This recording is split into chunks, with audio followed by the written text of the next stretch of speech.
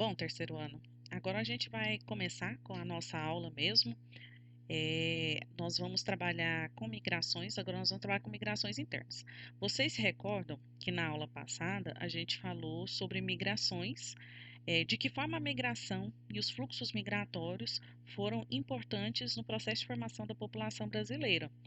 E nós vimos as populações de outros países que vieram para o nosso país e que acabaram ajudando a formar a nossa população e o que nós somos hoje. Nós falamos também sobre o fluxo de saída de brasileiros para outros países e falamos das razões pelas quais isso também aconteceu. A atividade que vocês fizeram, a gente fez meio que um apanhado histórico do processo dessa vinda desses imigrantes. Agora nós vamos falar de uma migração que a gente já trabalhou, que a gente falou sobre os tipos de migrações nas aulas anteriores, que é a migração interna. O que é a migração interna no caso do Brasil? São as imigrações que acontecem dentro do próprio país. Pode ser intrarregional, pode ser interregional. Aqui nós vamos falar de migrações interregionais, que são migrações que vão acontecer de um estado para outro, de uma região para outra. Então, o foco da nossa aula é essa. E aí nós vamos fazer um caminho histórico e também como é que eu posso dizer, cronológico, de como se dão e de quais são esses fluxos mais importantes dentro do próprio país. Primeiro aí, ó, ele vai falar o seguinte para a gente, acompanhe comigo aqui. A maior parte da população brasileira está concentrada na faixa leste do país. Nas últimas décadas, houve forte movimentação demográfica em direção às cidades de porte médio, principalmente nos estados centro-sul brasileiro. Os movimentos interregionais foram numerosos e deverão continuar desde que persistam no Brasil grandes desigualdades regionais. As migrações pelo território brasileiro que estudaremos a seguir foram causadas principalmente por fatores econômicos. Então, o que ele está falando aqui para a gente? Que nós vamos estudar a, os fluxos mais importantes, desde aí, né? Nós vamos começar desde, se não estiver enganada, desde o século XVI ou XVII, agora a gente vê aqui, e vamos chegar aos dias atuais, entendendo que isso tudo pode mudar. Por quê? Porque isso vai estar relacionado com o desenvolvimento econômico de determinadas regiões ou pouco desenvolvimento econômico de outras regiões, e aí isso vai se reconfigurando dentro da realidade do país. E entender, por exemplo, como ele fala aqui a questão das desigualdades regionais, isso é importante a gente levar em consideração, porque em muitos momentos esses fluxos migratórios vão estar diretamente ligados a fatores econômicos ou a falta, né, de oportunidades de desenvolvimento social por parte da maioria da população. Então, nós vamos começar o nosso caminho aí para a gente entender desses principais fluxos. Bom, aqui, ó, do século XVI e XVII, né? O que a gente vai ver nesse primeiro momento? Nós vamos separar aqui em dois momentos, que são os primeiros fluxos que estão diretamente ligados a ciclos econômicos que vocês já estudaram em história em N momentos aí da vida escolar de vocês, e que a gente vai estar voltado aqui para a questão da migração. Então, o primeiro ciclo que nós temos no Brasil, e o que não é novidade para vocês é o ciclo da cana-de-açúcar, né? Que vai ser aí do século XVI ao século XVII. Então, aqui ele fala: o ciclo da cana-de-açúcar e a necessidade de criação de gado para promover os engenhos com força motora, a alimentação dos colonos e o desenvolvimento dos meios de transporte fizeram com que muitos colonos migrassem para o agreste e o sertão nordestino. Essas migrações que ocorreram devido ao surgimento de novas oportunidades de trabalho, resultaram no povoamento de parte do sertão nordestino. E é até engraçado a gente falar isso aqui, que o primeiro fluxo intenso, né, interno do Brasil vai se dar rumo ao Nordeste, porque a gente depois vai ver o contrário, né, em relação a esse fluxo mais à frente. A gente sabe que o ciclo da cana-de-açúcar foi extremamente importante para a economia brasileira naquele momento, que ainda éramos colônia de Portugal, mas que foi muito importante para o desenvolvimento da região Nordeste naquele momento. A gente sabe que isso não vai perdurar e nem vai, por exemplo, assegurar o desenvolvimento econômico nordestino atual, mas naquele momento foi extremamente importante para a economia daquela região. Então a gente tem esse fluxo intenso para essa região, né? E depois isso muda. Por que muda? Porque a gente muda o ciclo econômico. tá? Então, em 1690, nós temos um outro fluxo, que é o movimento migratório marcado pelo ciclo da mineração. As áreas de atração foram Minas Gerais, Mato Grosso e Goiás, que receberam contingentes expressivos de imigrantes. A gente sabe que desses 3 estados que foram citados aqui, Minas Gerais foi o mais beneficiado, né? Se a gente pode utilizar esse termo, nesses fluxos migratórios, porque a gente sabe que das regiões brasileiras, Minas Gerais é a região com a maior quantidade, né? Que foi a região que mais encontrou-se metais preciosos aqui no Brasil. Goiás teve um ciclo da mineração muito curto e a gente vai tratar sobre isso no terceiro bimestre quando a gente for trabalhar sobre Goiás, tá? E aí a gente vai ter uma ocupação dessa região. Todos esses fluxos migratórios que estão atrelados aos ciclos econômicos vão acabar levando para essas regiões desenvolvimento, porque se você há uma ocupação se você tem uma ocupação daquela região, você obviamente vai ter um processo de desenvolvimento, porque aquelas pessoas vão se estabelecer ali, aquele lugar começa a se desenvolver. Então, hoje, Minas Gerais, que é um estado que faz parte da região Sudeste, é a região atualmente mais envolvida, a região economicamente melhor e também é a região com a maior quantidade populacional do país, o que também não é novidade para vocês isso, tá? Bom, o outro ciclo que nós temos é o ciclo da borracha. Desculpa, é o ciclo cafeeiro, tá? O ciclo da borracha é o próximo.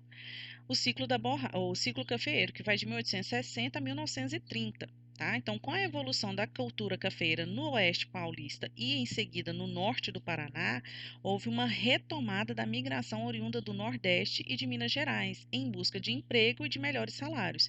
Então, a gente sabe que o ciclo do café foi um ciclo econômico muito importante para o país, um ciclo econômico que veio trazer assim, um desenvolvimento extremamente grande, principalmente para o estado de São Paulo, em que isso meio que baseou todo o processo de desenvolvimento econômico que São Paulo atingiria depois de algumas décadas. Então, digamos que foi o subsídio necessário para que aquela região realmente tomasse grandes proporções econômicas e principalmente também de quantidade populacional, né? Porque a gente já mencionou aqui agora que a questão de permanência dessas pessoas nessas regiões ocasionam gradualmente o seu desenvolvimento. Claro que atrelado a um monte de outros fatores de ordem política, social, investimento, uma série de coisas, mas acaba trazendo essa questão do desenvolvimento.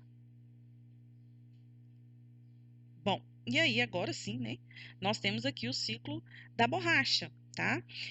O ciclo da borracha, que foi de 1870 a 1919, ela vai ocorrer para a região norte, né? Principalmente para a Amazônia. Também se tornou um polo de atração em consequência da exploração da borracha, principalmente no Acre. Tá? O principal contingente foi o de nordestinos. Foi assim que começou de fato o povoamento da Amazônia. Então a região norte começou a ser um foco de importância, começou a ser visto, né, dentro do país quando houve essa valorização da borracha. Aqui vocês, não sei se vocês conseguem perceber na foto, né? Ó, essas bolas aqui é o látex que é retirado, né, da seringueira.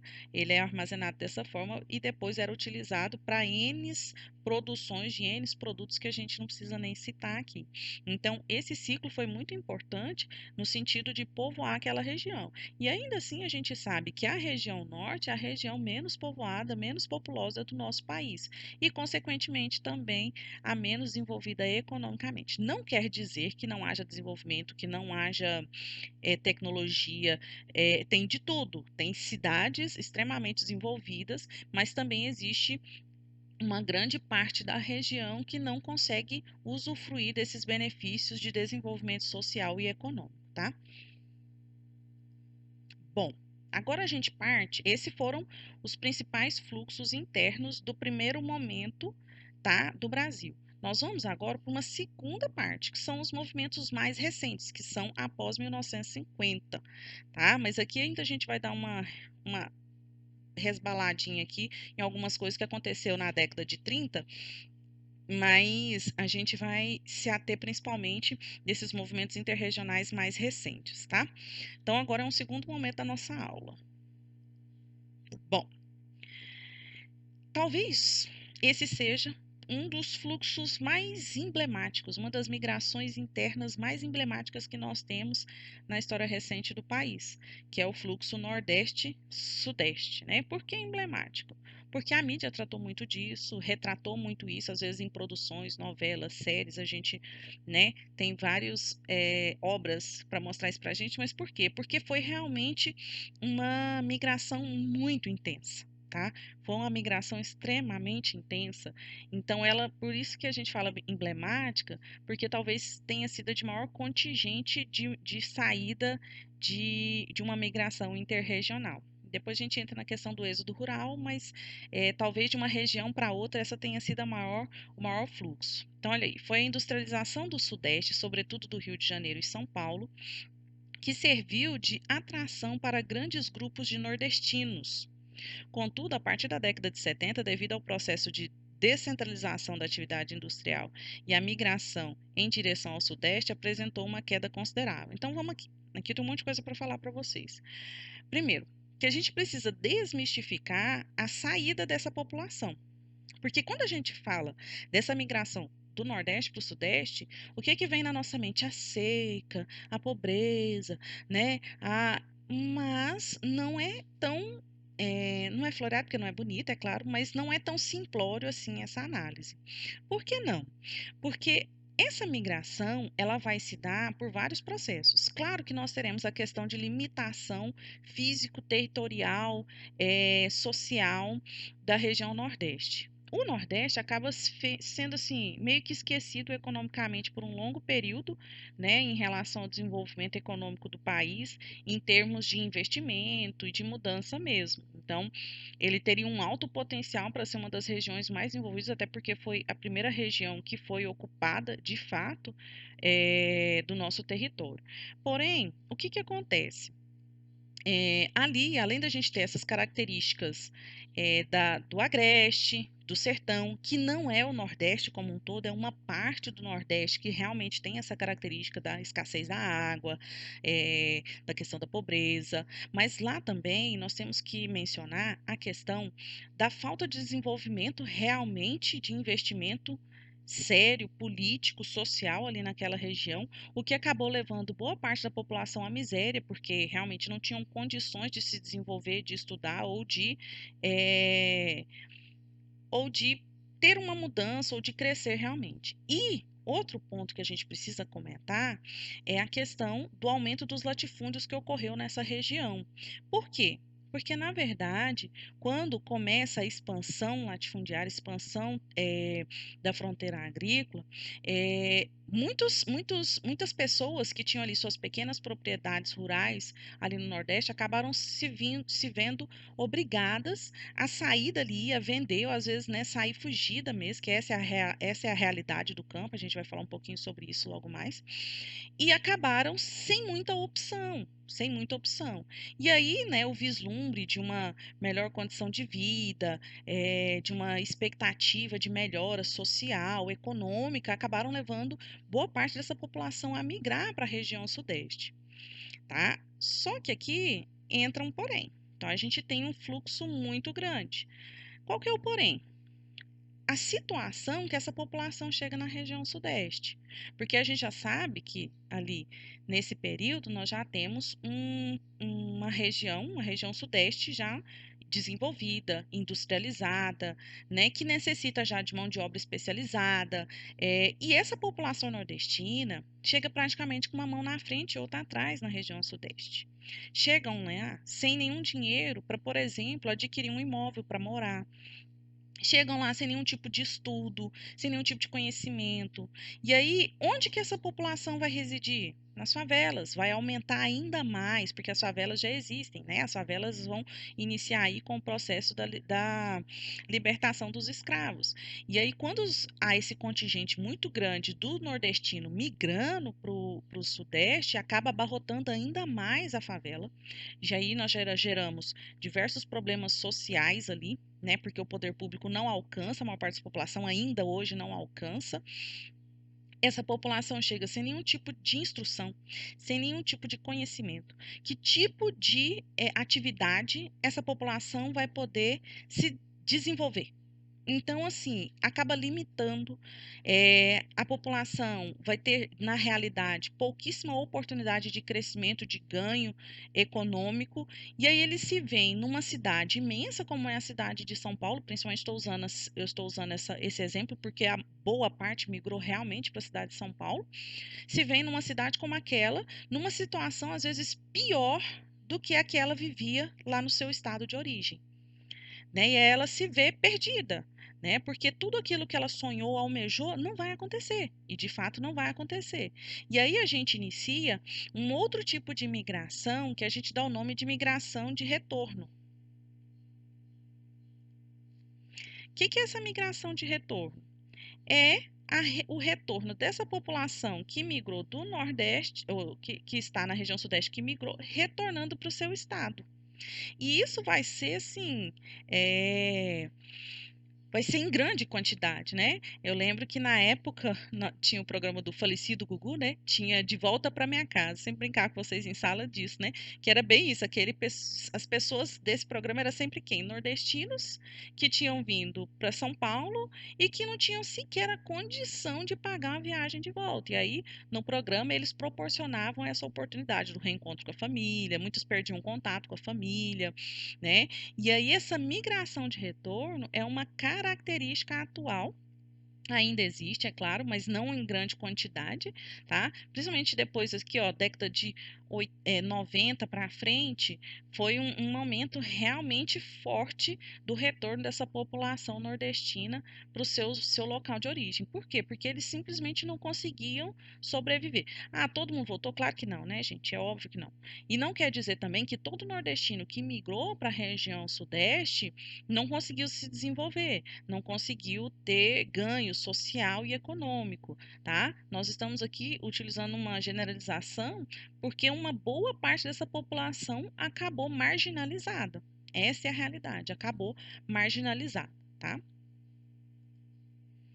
Bom, agora nós temos um outro fluxo, que é o fluxo em direção ao Centro-Oeste e Amazônia. E aqui a gente já muda, né?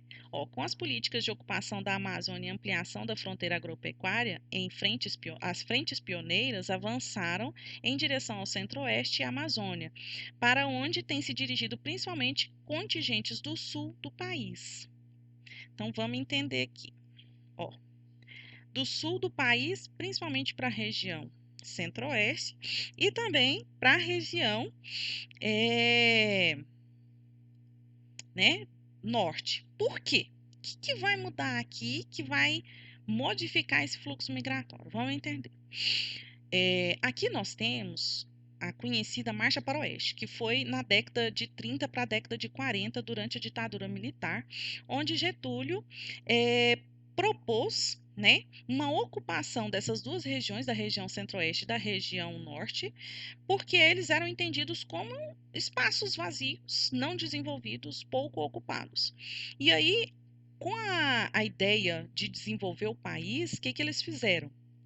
Eles fizeram algumas políticas para incentivar a ocupação e a migração de pessoas para essas duas regiões. O que acontece? Na região aqui no norte, a gente pode citar como exemplo a construção da Transamazônica, que estão tentando construir até hoje, né? Desde a década de 30, por exemplo. Mas aqui na região. Por quê? Aí aqui entra a questão do desenvolvimento das rodovias. Por quê? Porque você precisava abrir caminhos para se chegar a esses espaços, porque até então era muito precário e a dificuldade de acessar essas regiões acabava limitando a ocupação dela. E aí o que acontece? Nós temos também que ele fala da questão, né, do contingente do sul do país. Por que o sul do país resolveu migrar para essas regiões? Vamos entender isso. No sul do país, a terra desde muito sempre foi supervalorizada. Por que supervalorizada? Porque é uma terra extremamente fértil. E aí aquelas terras valiam muito, muito, muito, muito. E aí na década de 70, a gente vai ter aqui Aí a gente já vai um pouquinho mais lá na frente. Na década de 70, a gente vai ter uma inovação tecnológica, a gente chama de Revolução Verde, né? O que é Revolução Verde? Não é a briga do alface com a couve, não, né? O que é a Revolução Verde? Vão ser as inovações tecnológicas voltadas somente para o campo. Quando a gente fala de inovações, a gente está falando de um tudo, de irrigação, nós estamos falando de transgênico, nós estamos falando de maquinário, nós estamos falando de correção de solo, que é o que vai acontecer principalmente com a região centro-oeste. Por quê? Porque o Cerrado ele tem um solo extremamente ácido e que impossibilitava o plantio. Então, eram terras extremamente desvalorizadas. Quando veio o processo da Revolução Verde, e aí a utilização do calcário, principalmente para a correção do solo dentro do Cerrado, tornou possível a ocupação maciça do Cerrado.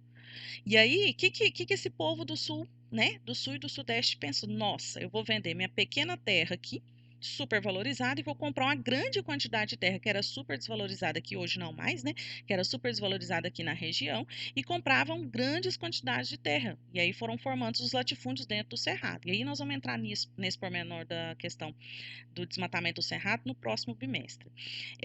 Onde nós vamos ter uma frente de migração muito intensa, isso aqui já na década de 70.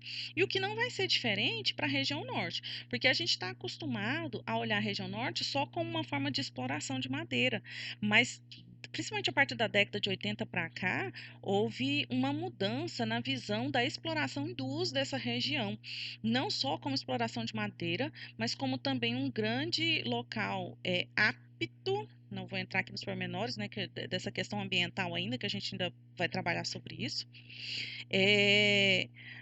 para a criação de gado, para realmente produção agrícola mesmo. Então, houve uma expansão da fronteira agrícola muito intensa, principalmente a partir da década de 70. E aí, por isso, essas duas regiões acabaram sendo tão maciçamente ocupadas a partir dessa década. Hoje a gente sabe que o Cerrado praticamente não existe mais e que hoje as terras aqui são extremamente valorizadas, exatamente por causa dessas tecnologias. Bom, aqui a gente vai falar de uma ação de forma específica que acabou influenciando num fluxo específico, que foi a Construção de Brasília. A Construção de Brasília foi de 1956 a 1960, tá? Então, alinha aí, ó. Constituiu, aqui antes de eu ler com vocês, eu vou falar, né? Quem construiu Brasília? Então, vai falar JK, né? Na verdade, quem construiu Brasília foram os nordestinos. E aí, por isso que eu estou falando de um fluxo específico, porque a construção de Brasília ela vai se dar pela população nordestina. Então, olha o que ele fala aqui, ó, constituiu a área de atração principalmente para nordestinos. A construção de Brasília representa um marco importante na ocupação do centro-oeste brasileiro. A partir da década de 1960, foram construídas grandes rodovias que passavam a ligar a região ao restante do país. Isso impulsionou a ocupação da região e transformou o Cerrado em área de grande produção agropecuária, que foi o que a gente acabou de falar. O que acontece? Quais eram as justificativas, né, da mudança da capital? Porque antigamente a capital era o Rio de Janeiro. Então, parte quando o Juscelino, né, decide, era um dos principais planos do governo dele, era essa mudança. Com a questão, ele trazia muito consigo a questão da modernização, 50 anos em 5 anos, e aí também tirar, além de tentar trazer o desenvolvimento para essa região central do país, também tentar no sentido de descentralizar o poder que ficava ali no Rio de Janeiro, mudando ali, né, um pouco os ares. Há também quem fala, né, da questão da segurança, porque o Rio de Janeiro, por ser no litoral brasileiro, acabava se tornando um local extremamente vulnerável de um ataque. Mas, assim, né, não vou dizer que o principal foi a questão segurança. Talvez tenha pesado na decisão. Né? Tanto que uma das bases aéreas mais importantes do país fica aqui na nossa cidade, que é a Ala 2. A primeira mais importante é a de Brasília, né? A segunda é a nossa aqui, exatamente por uma questão de proteção em relação à capital do país. Tá, mas voltando aqui à questão dos nordestinos. A maior parte, quem construiu Brasília foram os nordestinos. Só que A Brasília foi construída para quem? Ela foi uma cidade planejada. O que que é Brasília, gente? Plano piloto, asa norte, asa sul, lago norte, lago sul. Acabou. O resto, nada mais é Brasília. O resto é Distrito Federal, né? As cidades satélites, como Taguatinga, Ceilândia, Braslândia, Gama, Novo Gama não, Novo Gama é uma cidade do estado de Goiás, né? O Gama, todas essas cidades satélites fazem parte do Distrito Federal. Brasília mesmo é só aquela parte ali, aquele miolo mesmo. O que que acontece? Quando Brasília foi construída e finalizou essa construção, vocês acham que havia espaço ali para esses nordestinos? Vocês acham que esses nordestinos tinham condição de permanecer ali? Nunca, jamais. O que que aconteceu com essa população, gente? Teve que migrar, sair ali de Brasília. Boa parte acabou migrando para o entorno de Brasília, que é onde começa realmente a surgir as primeiras cidades do entorno de Brasília, e aí são cidades goianas, né? O povo mora lá em Abadiane e fala que mora em Brasília. Por que que fala isso? Porque mora em Lusiane e fala que mora em Brasília. Porque apesar de morar numa cidade goiana, eles só vivenciam Brasília, trabalham ali, toda a sua vida social, econômica está relacionada com Brasília, com o Distrito Federal. Mas na verdade moram em Goiás. Essa é a realidade. Então, Brasília tem um papel fundamental, principalmente no desenvolvimento dessa região. Nós, Anápolis, fomos atingidos por essa construção sem sombra de dúvida. Primeiro, que nós somos a base para a construção de Brasília. Segundo, que boa parte dessa população nordestina acabou vindo para Anápolis também, então ajudou a cidade a crescer, a aumentar populacionalmente, se desenvolver com esse aumento populacional. Então, Brasília acabou sendo um ponto importante dentro desse processo, né, dentro dessas migrações internas. Bom, em 1980, né, nós vamos ter um fluxo intenso que passa a ser no sentido do sul em direção ao centro-oeste e norte. Exemplos: fronteiras pioneiras para Rondônia e Rio Grande do Sul e deslocamentos para regiões auríferas, tá? Da Serra Pelada e da Maria Bonita. Então, nós vamos ter isso já na década de 80. A gente já comentou um pouquinho sobre isso, né? Aqui nós temos do Paraná para Roraima, que é o que ele cita aqui, né? Dessas frentes pioneiras, que a gente também já falou um pouquinho anteriormente, onde está relacionado principalmente com a questão da expansão da fronteira agrícola e ocupação dessas regiões para o desenvolvimento agropecuário. Né? Então, a gente desmistificar um pouco de que a Amazônia hoje tem sido utilizada para exploração de madeira. Isso já é quase obsoleto. Não é que não haja exploração de madeira, fique bem claro. A questão é que hoje há outros interesses para além da exploração da madeira. E a gente está vendo aí, e eu imagino que vocês estejam se informando, porque esse é o nosso combinado no início do ano, né? A gente não pode perder nada, não dá para a gente ficar se informando só sobre Covid. Então, a gente tem que continuar se informando sobre o resto. E a Amazônia nunca foi tão desmatada como nesses 2 últimos anos, né? Nós temos dados aí absurdos. E aí nós temos o garimpo também, que está em ascensão, porque, querendo ou não, há uma anuência do nosso governo atual federal em proteger, né? Parte dessa atividade que acaba ocorrendo de forma equivocada, de forma ilegal, e é que é muito triste, né? Mas não vou me adentrar nisso daqui não, porque senão se a gente estivesse na sala, a gente já estaria discutindo 10 mil vezes sobre isso, né? Mas a realidade é essa. Se vocês derem uma pesquisadinha aí, vocês vão perceber que essa é a realidade da Amazônia hoje. Bom, o último fluxo que nós temos para falar, e não menos importante, porque ele é um fluxo atual, falando-se de Brasil, e que foi muito importante no que determinou, né, a nossa urbanização hoje, que é o êxodo rural. O que é êxodo rural? Vocês já sabem, né? É a migração, é a saída do campo para a cidade. Então, ó, é um fluxo muito intenso que foi mais do que elevado pela busca de melhores condições de vida, mas principalmente pela modernização do campo e aumento dos latifúndios. Aí tá. Nós vamos fazer alguns parênteses aqui nessa questão. Vamos analisar o gráfico primeiro e depois a gente vai comentar. Observe que nós temos um gráfico aqui de 1940 para 2010. Então, em 1940, 69% da população brasileira estava na área rural. né? E a gente vê que só vai diminuindo, né? O vermelhinho aí só vai diminuindo, ao ponto que em 2010, essa fonte aqui é do IBGE, tá, pessoal? Esse gráfico, ao ponto que em 2010 nós temos somente 16% da população residindo, né, na área rural e 84% residindo na área urbana. Tudo bem que há muita controvérsia em relação à metodologia utilizada para determinar o que é rural, o que é urbano aqui no Brasil. Porque determinadas cidades, se é que podem ser chamadas de cidades no interior do Brasil aí, acabam sendo consideradas como área urbana e na verdade não são. Então existem várias críticas a respeito dessa metodologia utilizada na determinação. Então acredita-se que na verdade não seja bem só 16%. Mas dentro da metodologia utilizada, 16% vive na área rural.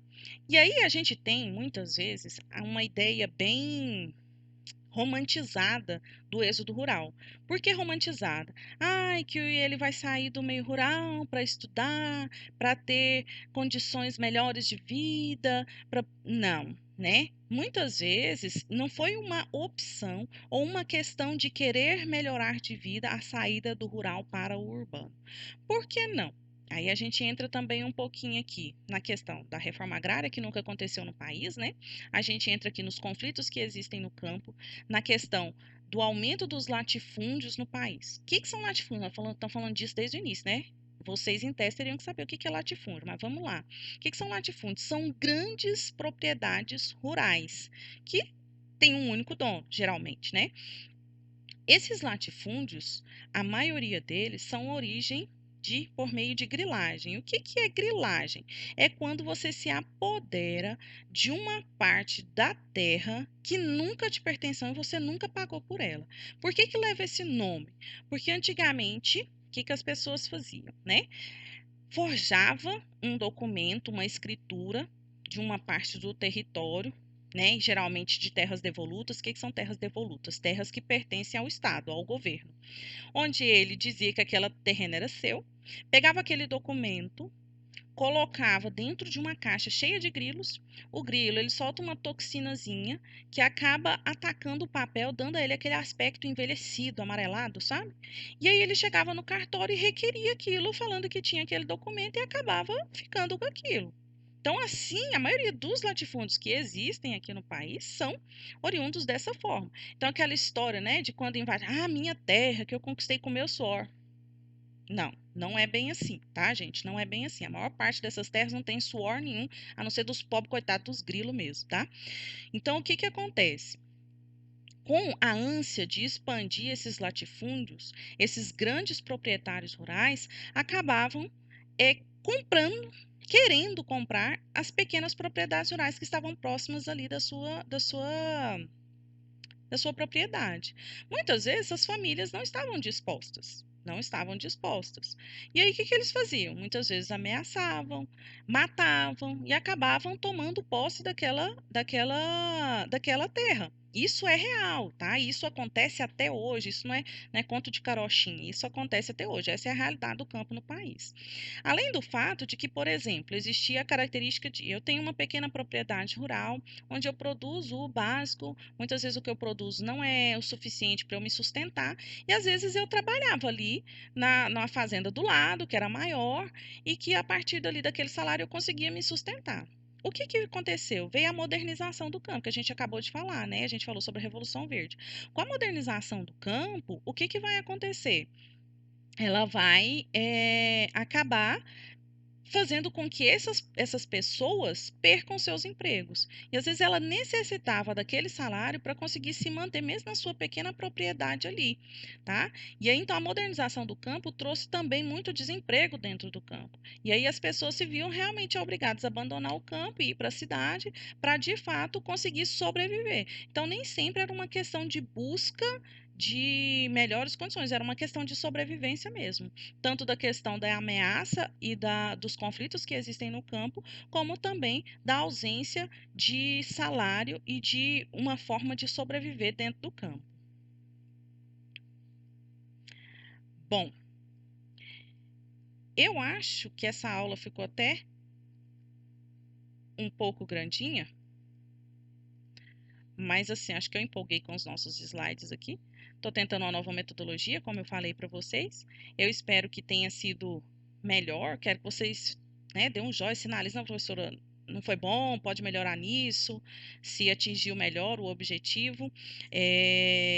Então, a nossa aula por aqui é hoje, não vou deixar atividade para vocês, é só a aula mesmo, até porque eu acho que ela ficou um pouco extensa. Se dediquem, assistam, anotem. Eu espero que tenha sido mais, pelo menos mais dinâmico, né? A falta da nossa sala de aula não tem nada que vai suprir nenhuma metodologia, nem do nosso dia a dia, do nosso, né, da nossa aula ali corriqueira. Mas a gente vai tentando se adequar, porque infelizmente essa vai ser a nossa realidade por um longo período, tá? Um abraço a vocês, a gente se encontra na semana que vem. Na semana que vem eu vou deixar uma atividade, não vou deixar vídeo aula, vou dar um descanso, né? Tinha 15 dias, vocês estavam descansando da minha cara. Hoje eu apareci de novo. Mas aí na semana que vem eu vou dar um descanso da minha cara para vocês. Vocês vão fazer uma atividade tranquila e eu tenho algumas novidades para vocês aí no decorrer dos dias aí, tá? Qualquer hora eu apareço aí com umas novidades para vocês. Um abraço, tá?